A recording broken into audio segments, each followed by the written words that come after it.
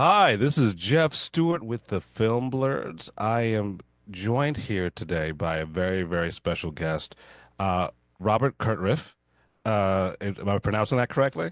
It's Kutruff. Kutruff, who is a filmmaker, but also a veteran who's got many, many accolades. I know I'm messing up all of your, messing up your intro. So why don't you just introduce yourself to the audience and tell us about your experiences?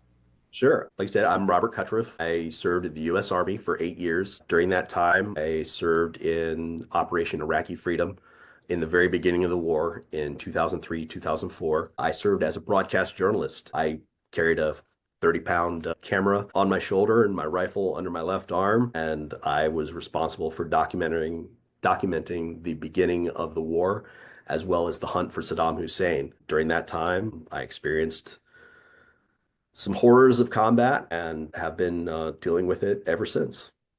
Well, I know you hear this all the time, but thank you for your service. Uh, Most of my family's military. My dad was Army, so I have a special place in my heart for anyone who serves. And we're here today to talk about the movie Warfare from A24, and I hesitate to call it a movie because it really is more of an experience. True. Yeah. Yeah. So tell me your first visceral reaction to when you saw this movie. My first visceral reaction was I was not expecting that because they put me right back in Iraq. The film, takes place in Ramadi. That's where I served. I spent 9 months in Tikrit and 9 months in Ramadi, and Ramadi is where I almost died and experienced an event very close to this one myself. And the depiction that they give in this film, it is as true to life as you could possibly get, in my opinion. You're right, right, right. And when it comes to the Iraq War, we've had movies before. We've had, Jarhead, we had Generation Kill, Hurt Locker, and everything like that. But like I said, this was an experience. The first thing I noticed throughout the whole entire thing is the silence, right? That like there's no music throughout this whole entire film except for the opening scene, and the rest of it is just just the sounds of the town or whatever like that. And as you're watching it, you kind of zone in, right? You hone in onto all of the absence of sounds, the sounds that are happening throughout the whole entire thing. You're have this heightened sense of awareness. How did that come across to your experiences, right? Like, is it like that? Is it like as soon as your boots on the ground, don't you everything is sort of heightened? It is. It really is. That's a good catch, by the way, is like the lack of soundtrack that they weighed heavily on just the diegetic sound in this film. And that really helps put you in there.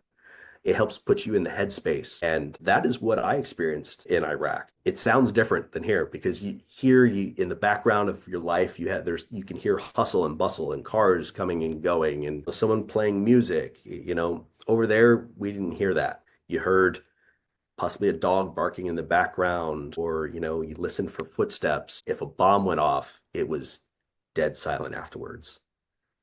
In Hollywood, big war films, you hear bombs, but then you hear more shooting and then other bombs. Like, that's not really how it goes. When you hear a big boom, it's deafening quiet afterwards, mostly because your ears are in shock. But they did a great job with the audio. So what came across really well in such a short period of time is the sense of camaraderie that the soldiers had. Can you talk to that? Well, your experiences with this intense bond that you create with these people. Yeah, I can easily talk about that because it's true. We all wear the same uniform. We all share similar experiences from signing the contract to going to basic training, eating the same food, having the same haircut, hating our drill sergeants, and, pulling crap duty. Through those struggles is where those bonds are built. And even if I my struggle was in a different basic training camp or at a different time. Any other veteran, even if it was in a different spot, it was the same. So we instantly have that bond. And we all come from, in the military, we come from all walks of life. And all those, things that matter here in the regular world that, kind of separates us all, none of that matters in the military. We're all green.